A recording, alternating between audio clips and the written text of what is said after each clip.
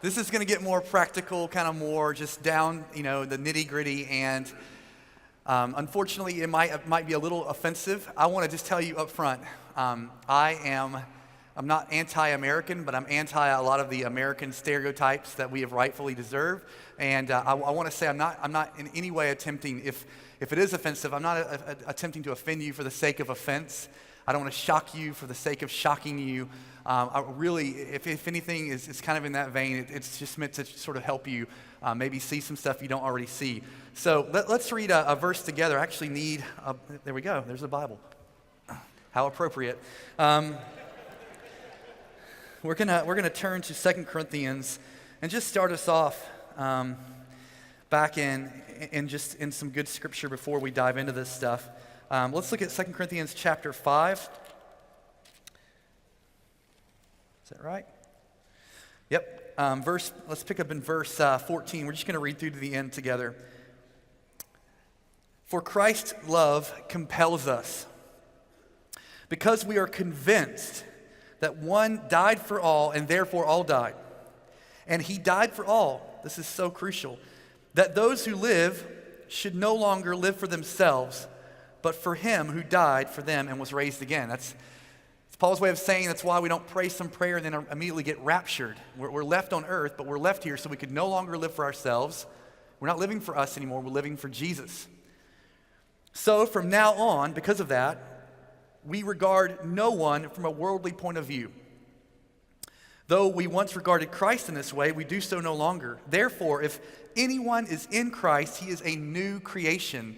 The word new there is kainos, and I'm so thankful that Paul is not in the room to tell me how I should have pronounced that and to correct me from what I'm about to say. But really what that word's getting at, it's a type of new that's unlike anything the world's ever seen. It's not the latest and the greatest. It's not the newest model of truck or car. It's unlike anything the world's ever seen. He said, you are a new creation. And he says, the old has gone, this new creation has come. All of this is from God, as Paul so wonderfully just reminded us. All of this is from God, who reconciled us to himself through Christ and gave us the ministry of reconciliation. That God was reconciling the world to himself in Christ, not counting men's sins against them. God was not going to count men's sins against them. And he has committed to us the message of reconciliation. We are therefore Christ's ambassadors. As though God were making his appeal through us, we implore you, on Christ's behalf, be reconciled to God. God made him who had no sin to be sin, so that in him we might become the righteousness of God. Incredible passage. And what some of the stuff Paul is getting at there, not to really dissect it too much, but some of what he's saying there is he's saying, we're not regarding people any longer from an earthly point of view or a worldly point of view. And the reality was that many of these churches that Paul was helping to plant and coming back to reestablish, they really were unlike anything the world had ever seen. I mean, I don't know if you've really ever dove into the cultures that are represented in places like Ephesus and Corinth, but when you look at it, it's mind-blowing the types of people that found themselves together under the same roof, worshiping the same God and trusting in the same salvation. It is seriously mind-blowing, and people would have come into their meetings and actually thought, just been surprised by what they found. I mean, you've got just unbelievable subcultures that are so different from one another. I mean, you've got in Corinth, you've got evidence where there were same-sex cultures that had people of same-sex attraction were coming to Jesus and getting saved and repenting of their sin and their lifestyle, and then they were sitting alongside people who had trusted in the law and then realized that Jesus had fulfilled it and that he was their sacrifice, and all of these people together, mingling together in the same room. You can't imagine coming in from an outsider and seeing the most complex diversity, and yet what unified these new believers was Jesus and his gospel. And so this really was a new thing, and this was a new creation. All these who would have originally thought, these guys are unclean and these guys are unclean, they're realizing we're all unclean, but Jesus makes us clean, unlike anything the world had ever seen. So we're having a bit of having trouble here with this.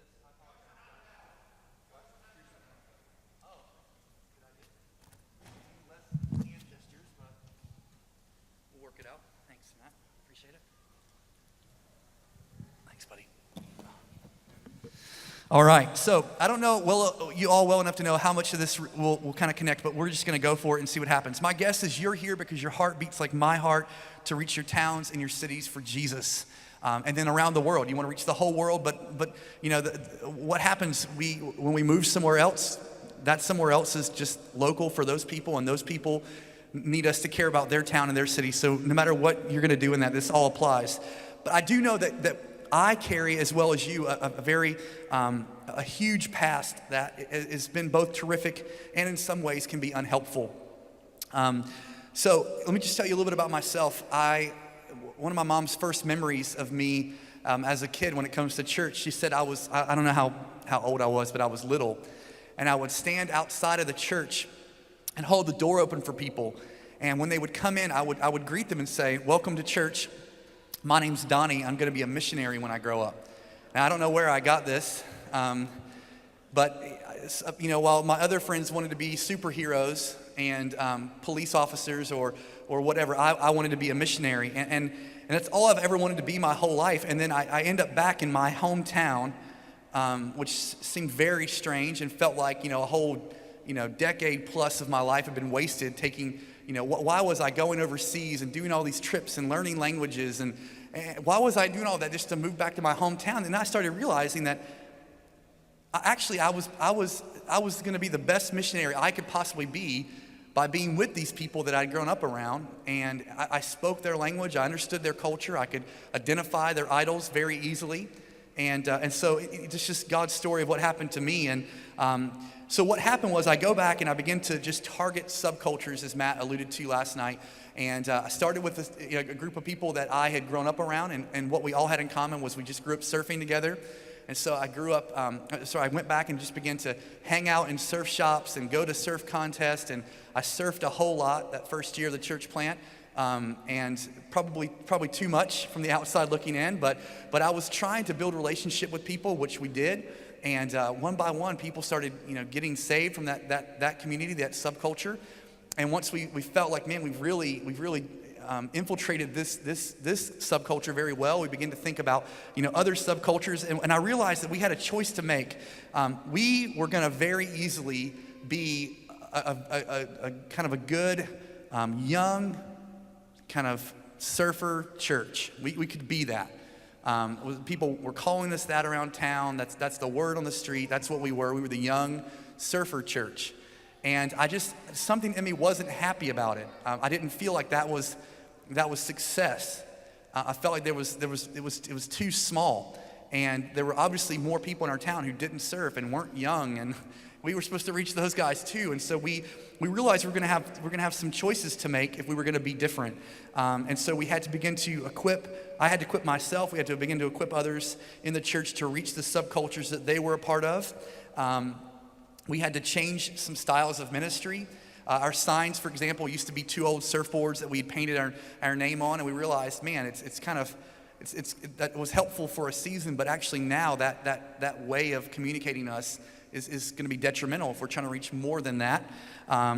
And so we'd have to change, you know, design of the building, and you know, we'd go away from such this color palette, for example, and that was just resembled, you know, who we were, and all these little things that we just wanted to try to be intentional. The analogies I was using in preaching, I now would have to constantly think about, okay, if people from this particular group in town came, or if these people visited, what's an analogy that would make sense to them in the sermon? I can't just use analogies that make sense to the people we already have.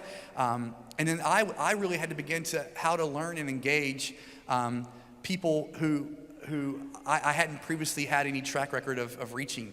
And so I did grow up surfing, and I grew up working on, you know, some boats, and I sold shrimp on the side of the road when I was a little kid. But I didn't grow up hunting, and I'm not going to really camp there because I don't want to, again, be unnecessarily offensive. Although accidentally I'm wearing a Shotgun Company t-shirt today. I apologize. I didn't put it together until it happened, I realized this morning. But I realized that, you know, I was going to have to buy some camo, which I didn't own any of, and I grew this beard, which I've since fallen in love with, and I was going to have to start learning how to hunt, which is, it's a big learning curve, and we just began to do that. We began to engage that, and then we've just seen incredible favor as we've engaged those guys and begin to see, and then everyone in the church, basically, we were trying to get more and more people to do that, to go and identify a culture that they could serve and love and sow into. And so I've made some massive mistakes along the way, just to be honest with you. And just catastrophic, just terrible mistakes. But I want to talk to you about some of the things we've learned along the way, and then we'll do some Q&A. So number one, what is contextualization? So we can just get on the same page. The definition is to place as a word or activity in a context, to place something in a context, right? And then context is the interrelated conditions in which something exists or occurs. It's the setting, it's the environment that something happens. And so contextualization just means to take something and place it into a context, right? So, for example, you get Peter preaching at Pentecost, and imagine the town that you live in. Imagine you got up on a roof and the entire town gathered, and you just opened the Bible and read word for word exactly what Peter said. You have to ask yourself, would it have the same consequences? Would it have the same results? I don't think so, because Peter was speaking into a context, and this context, this they already understood because they were Jews. They understood all the analogies Peter was using. They could put the dots together very quickly. Whereas you and I, we could read that same passage, but then we'd have to say something else. We'd have to add to it, and any of those things we would be adding to it. We'd be trying to do contextualization, trying to explain this truth and put it into our context. That's as simple as I can make it.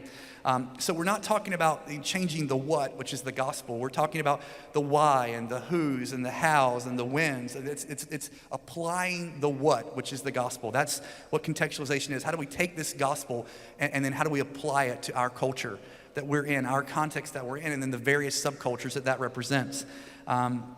So not talking about unchangeable things, right? We're not throwing out theology. We're not talking about heresy and liberalism and all the rest. We're talking about just taking the truths of the gospel and how do we apply it to our culture. We're talking about the things that I think sometimes it seems like we love more than the gospel. And what I mean by that is things like our style of ministry. I think sometimes we at least it seems like we love the style of ministry we have more than the gospel, because we would be slower to change the style of ministry than we maybe would be to change the actual gospel we believe. Sometimes we're in love with the decor or the way we've designed the building we're in. Those are silly things, but we can hold on to those things. Sometimes it seems more important than the gospel. So this thing of contextualization, this is what missionaries do. This is what the Hudson Taylors, as Paul mentioned, he's this incredible, example of what it looks like when he moved off the reservation and began to dress like the Chinese people, began to eat like the Chinese people, began to learn their language and engage their culture, and then we saw an incredible revival as a result of it. So that's kind of what it is. Why is it important? You may be thinking, man, is this the optional extra? Is this kind of the cherry on top, the stuff we do if we're bored or don't have anything better to do? Or is it critical? And I would say that it depends on your view of success, what success is. If your definition of success is X amount of bums in seats and bucks in the bank, you don't need to know any of this if that's your definition of success. There's probably a contingency of people in your town who are just like you and are just looking for what you're already doing, and they'll find their way there. You might inherit them from other churches directly or indirectly, and you'll kind of meet your success quota eventually. But if you're actually trying to make a difference, if you actually want to make a difference, and it's not just about people in seats and money in the bank, if you actually want to make a difference, which I know you do, if you really want to make a difference, trying to take new ground for Jesus' kingdom, and if you want to reach people who are nothing like you, people who are resistant to the gospel, people who are headed straight to hell, if that's what you want to do, if your view of success is your city changing, your region changing because your church is there and you're living out this gospel, then this stuff really matters. C.T. Studd, who was such a brilliant English cricket player turned missionary to India, China, Asia. He's got a famous quote where he says, some want to live within the sound of a chapel's bell. He said, I want to build a rescue station half a yard from hell. And what he's saying is that so many people, our definition of success is just church life. Meetings and more meetings and then some other meetings. Just being involved it's just like a beehive of being together in a church. He said, actually, what I want to see is people coming to Jesus. I want to build a rescue station a yard from hell. I'm not trying to just have meetings to have meetings, So it's all about our definition of success. That determines the why. What does it mean? How does it work itself out? What it means is that we have to all begin to act like missionaries. I used the analogy yesterday about say you were called by God to move to Mongolia. You'd have a lot of learning to do. I'd have a lot of learning to do to be effective there. And the connection we fail to make is the reality of how we're doing now is how we would do anywhere else in the world. The newness there wears off. Culture shock kicks in 3 to 4 months in, they say. And at that point, you begin to really long for home, and you begin to just think you've made a huge mistake. And this is why statistically, so many missionaries who leave America, for example, and go overseas, the first time they come home for a sabbatical, they never return. Because they went just thinking it was going to be this new, exciting thing, and they realized it's the same thing there as it is at home. You're having to just slug it out every day, live for Jesus. So, the other thing that happens is sometimes we really give into dreaming about somewhere else. And I mentioned that as well last night, the tendency to think about somewhere else, and it's always the grass is greener. Oh, it could be so good. I could be so effective over there. And actually, we just missed the point that we're being ineffective where we are. Another thing we do is we exaggerate. We say things like, if we're only saying things like, oh, we're taking the nations. I lived in LA and was on staff at a church there, and we used to just talk about the 20 million in LA. We're gonna see them. This one event's gonna reach them all, and it sounds great, but then it just breeds discouragement when your event doesn't reach anything remotely like what you've been saying it's gonna happen. But it never could, actually, because it's just silly to think that one event could reach all those people. I mean, LA, there's 127 different nationalities. I mean, how's our one youth event going to reach? It can just be unhelpful. And, we find ourselves going, what happened? God, what happened? We passed out flyers to people we didn't know, and we got the great band that they'd never heard of, and we invited them to our building that kind of creeps them out. What happened? And what's hard for us is that not even Jesus did that. Not even Jesus did that. I mean, the greatest missionary was Jesus, sent on mission. Not even Jesus did that. Jesus entered a culture, and then a subculture of that culture, and then a subculture of that culture, and a subculture of that culture. And we find him starting his ministry with a handful of fishermen. I mean, that he is down to just a microscopic subculture. And he begins ministry there. He's effective. And then he begins to expand that. So what does it look like practically? Let me give you some things I think that have helped us. And some of them we've done really well, and some we've done not so well.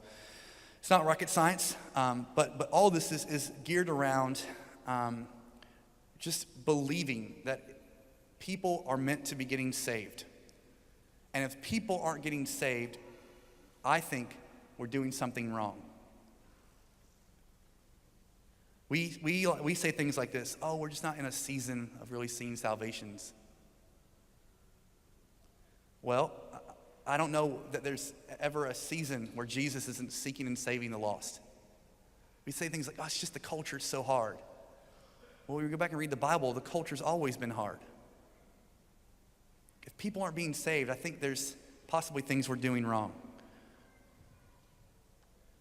So let's walk through a couple of the things that I think we can think about and possibly change. One, I just want to say it's incredibly important for us to think like locals. And what I mean by that, in case you don't understand the connection, a local, someone who's belonging or relating to a particular area or neighborhood. It's really important that we think about that. And as I said last night, God has predetermined exact places in which we live. And so we need to start looking at how are we doing where we live? How are we engaging local people? This is a big key. I mean, a lot of times we're doing things that we don't even think are offensive, but they're incredibly offensive.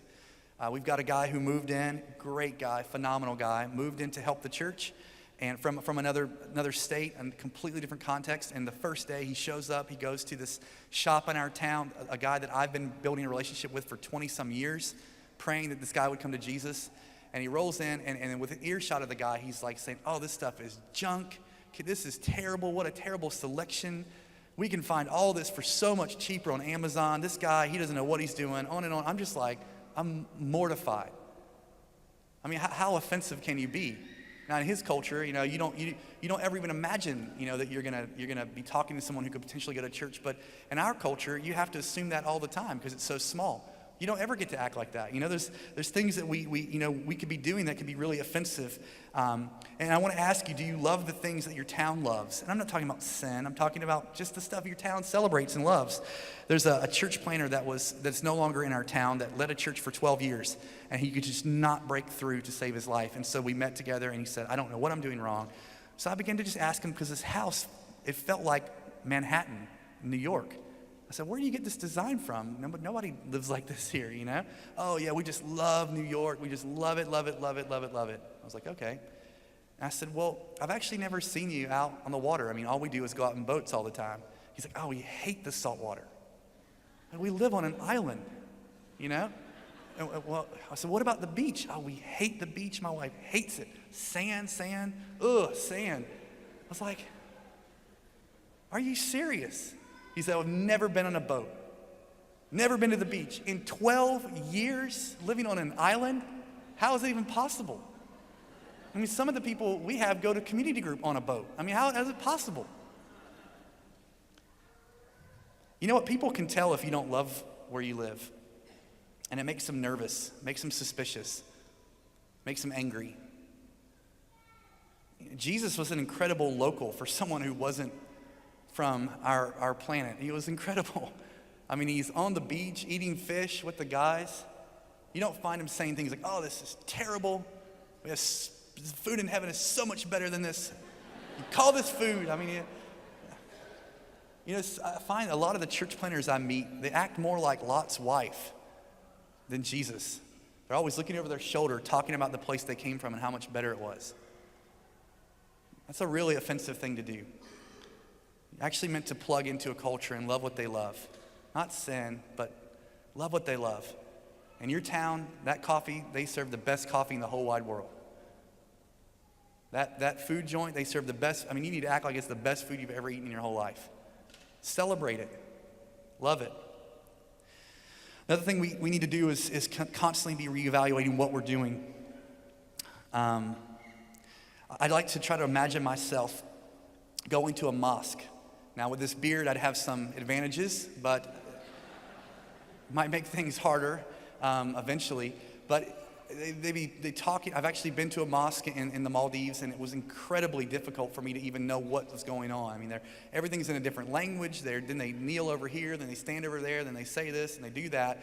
And just put yourself in that situation every now and again, and remind yourself that that's what the people you're praying would come to your church. That's what they feel like when they come. And so you want them to stand for 45 minutes and sing songs? They don't even know who Jesus is yet. I mean, maybe I'm pushing buttons that are, not necessary, but I'm trying to help you think in a way that maybe you don't think already. Let's just think about those people. If your prayers were answered and they showed up, what would that experience be like for them? How are you going out of your way to demystify things that shouldn't be mysterious? I mean, what we believe is so offensive already. I mean, a virgin gave birth to the Son of God who lived a sinless life, who died a death on a cross that paid for my sins and your sins, and one day will return for us, or we will spend eternity with him forever. That's seriously hard to believe. We should be working very hard to take out all the other offensive things that don't matter, so that when people get offended and say, I can't believe that this is how you guys are, I don't want anything to do with you, what they're talking about is the rock of Christ. They've stumbled on him and said, we just don't want any part of it. Now that we can't change, but everything else actually is up for changing. You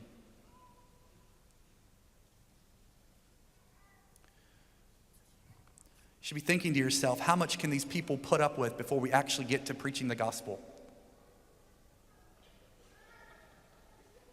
It's a bit of a sacred cow, I'm sure. When you stop thinking about that, when you stop caring about that, you should feel a huge red flag.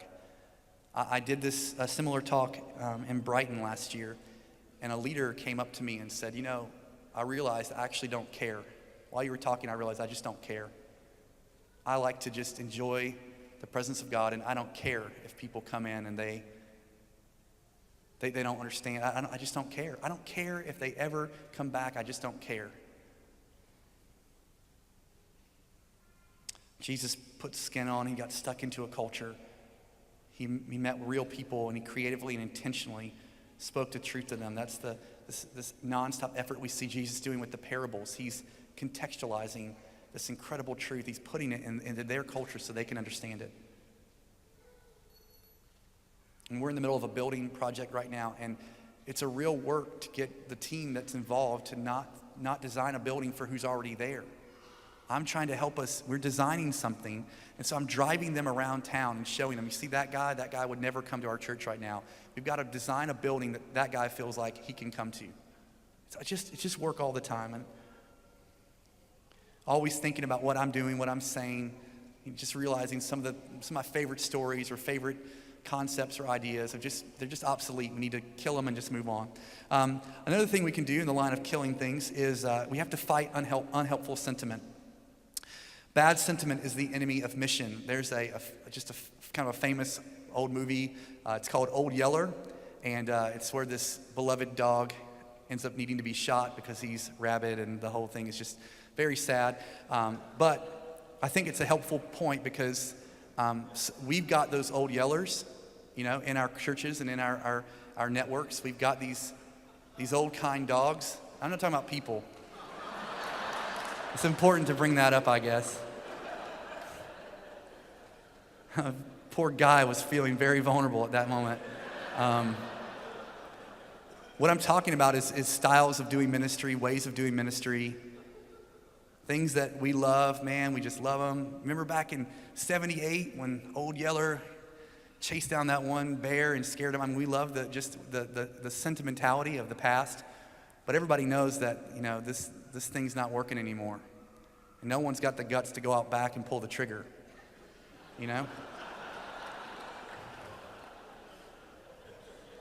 The point is we get sentimental about stupid stuff.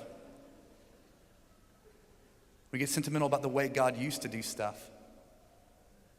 Jesus said that it's like the wind blowing, always changing, and that we are meant to be constantly checking the weather report to see what is the Spirit of God actually doing now.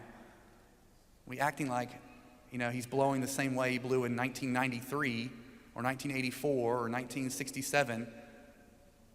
Jesus said that we're meant to be constantly looking to see where's the wind blowing now. I'm a diver, which means I'm always out on boats way away from shore. The most used app on my phone is a radar. I'm constantly checking the weather. You live in a crazy climate of weather all over the place. You kind of understand the analogy. If I went out on a boat without checking the weather, I check the weather the entire time I'm out on a boat. I was out, it's called gigging flounder. We're out at night, sticking these fish. It's pitch black, it's middle of the night, and the weather prediction, we're on an island, an hour away from my home.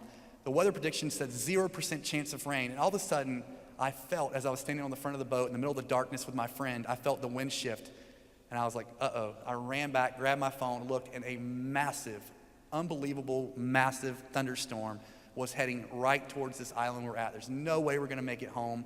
No way. So we jumped in, we floored it to this little lighthouse. We ran and grabbed shelter and hung on, and waited for the storm to pass, and then had to push through and all the rest. But the point is that if I'm not constantly checking the weather, I'm going to die. And you and I, if we're not constantly seeing which way the wind's blowing, we're going to die on mission. We're going to die because we act like the wind hasn't shifted in 10 years, 20 years, whatever. And Jesus said it's always changing. We should be checking, where's it blowing? We shouldn't act like the wicked, lazy servant. Another thing, this thing of taking what we already have and just burying it in the ground and waiting for Jesus to come back. No, we're constantly saying, Jesus, help us put this faith into practice, into work. See our strengths and our likes as real opportunities. I like surfing.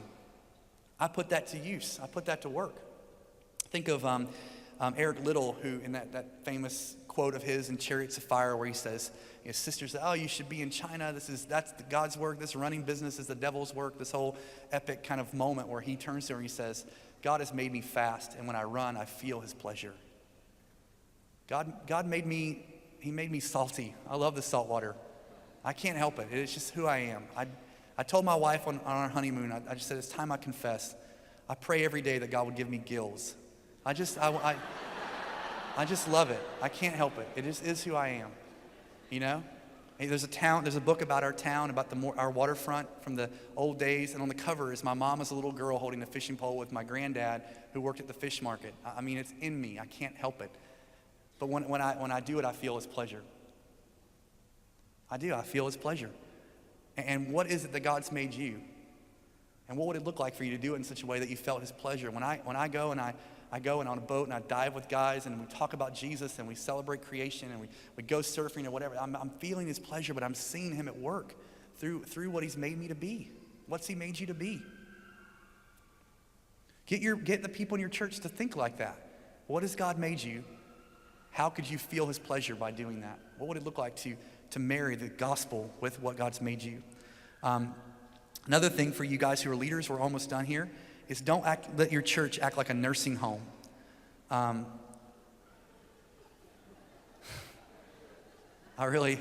echo again, I'm not trying to be unnecessarily offensive. What I mean by that is that we're not here to coordinate events for handfuls of dying Christians who are bored and want entertainment on their way to death. And sometimes we feel the pressure to give in to what they want because, they're going to be dead soon, so we might as well just honor them. You're not on planet Earth to entertain Christians. You're there to equip them. And sometimes, my mom worked at a nursing home growing up, and sometimes the best thing you could do for those people is to cut off the TV, take them and roll them outside, and let them sit there and remember there's a world that exists outside of this building. And sometimes as leaders, we need to cut the programming and force them to get out and see the world. And maybe you're here and you're a leader and you haven't gotten out in a while. You need to do that. Every once in a while, you need to go out and you need to see what's really going on out there. And then you need to model that, equip your people, educate yourself, educate your people, and go out. So what keeps us from doing it? A couple things. William Carey wrote an incredible article, obviously a long time ago, regarding the impediments of carrying the gospel. And it's 100 years ago or so, but it's very relevant. I'll give you a couple things he says that would keep them from preaching the gospel and breaking through other cultures. He said the first thing is distance.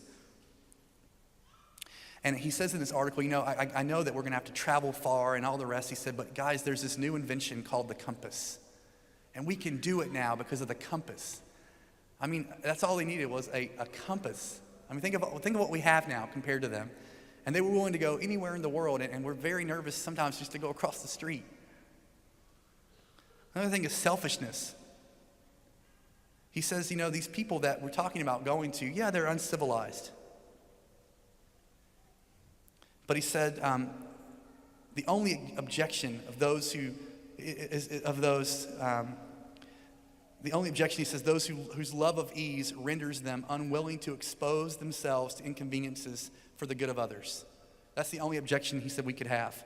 He says, it was no objection for the apostles. They did not wait for the ancient inhabitants of the countries to be civilized before they could be Christianized. They simply went with the doctrine of the cross. It's no objection, this is even harder to hear, it's no objection, he says, to commercial men. It only requires that we should have as much love to the souls of our fellow creatures and fellow sinners as they, these commercial men, have for the profits of arising from a few otter skins and all these difficulties. would be easily surmounted. He said if we just love people, if we would actually just be courageous as the people who've taken Coke to the middle of the jungle so that people could drink Coca-Cola. I mean, they've pioneered. If we could just care as much about people's souls as they care about making money, we'd probably be able to push on just fine. Fear, he says, there's a danger to being killed by them. He says, but does not the goodness of the cause, the duties incumbent on us as the creatures of God and the perishing state of our fellow men loudly call upon us to venture all and use every warrantable exertion for their benefit? Convenience, he said, you're gonna have to leave things behind. And some of us, we're gonna have to stop doing things we really like to do because they don't matter anymore. They're not helpful anymore. So we need to let them go. It's inconvenient, but you know what? Who cares?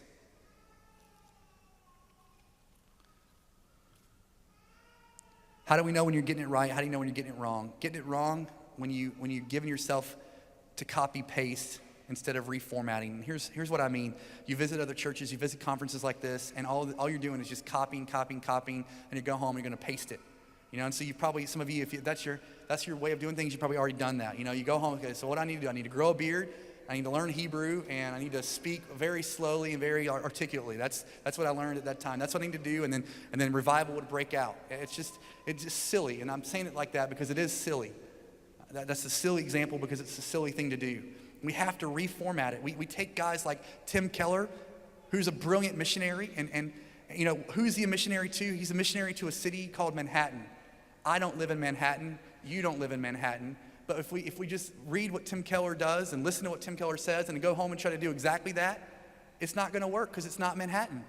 And we're not Tim Keller, right? Tim Keller quotes these people that I've never even heard of, right? I'm going to go home and Google that and then look it up and then use the same quote. My people are going to think, I'm not going to tell you what they're going to think. It's crude, but they're not going to think, they're going to think I'm very pretentious. It's not going to have the same effect. What I need to do is say, okay, what did Tim Keller do that was so great? And he went and studied his culture. He found out this is the kind of stuff they like to read, read that, figured that out, came back on a Sunday and said, guys, just like that person said, actually it's this. Boom, it makes sense. People go, yes, we get it. That's what you and I have to do. We have to go through the work of doing it. Getting it right is when we start looking like Revelation 7, verse 9 through 10 says. Jesus said we're meant to pray, thy kingdom come, thy will be done on earth as it is in heaven. So what does it look like in heaven? Revelation 7 shows us. Verse 9 through 10, John says, after this I looked, behold, a great multitude that no one could number from every nation, from all tribes and peoples and languages, standing before the throne of the Lamb, clothed in white robes and palm branches in their hands, crying out with a loud voice, salvation belongs to our God who sits on the throne and to the Lamb. What did it look like in heaven? It was incredibly diverse. I mean, more diverse than anything we've ever seen. The UN doesn't compare to this. Nothing. Our conference doesn't compare to this. Nothing compares to the diversity that John saw. That's what he saw, visual diversity. What did he hear? One voice, singular. They were in such unison. They were united around what? A model of doing church, philosophy of doing ministry. And they were united around salvation belonging to our God who sits on the throne and to the Lamb. And this is what it looks like when we get it right. More and more people are representing visual diversity in our meetings as they're lining up for the same bread of life that you and I are lining up for. There's a restaurant called Felipe's French Dip in Los Angeles. People from every walk of life, lawyers, politicians, homeless people, crazy people, single moms, families, the whole bit. They're all lined up in the same line to spend the same $3 on the same sandwich. And it's a picture of what our meetings should look like. Incredible diversity as we're reaching the different subcultures that are in our area, lined up for the same thing, Jesus. We pray a lot that God would change our cities and use our churches, but we sometimes do ministry in a way that doesn't make sense if that's the desired outcome. We preach sermons targeted at the demographic that we've already got. We turn really good gospel opportunities that we have into just experientialism.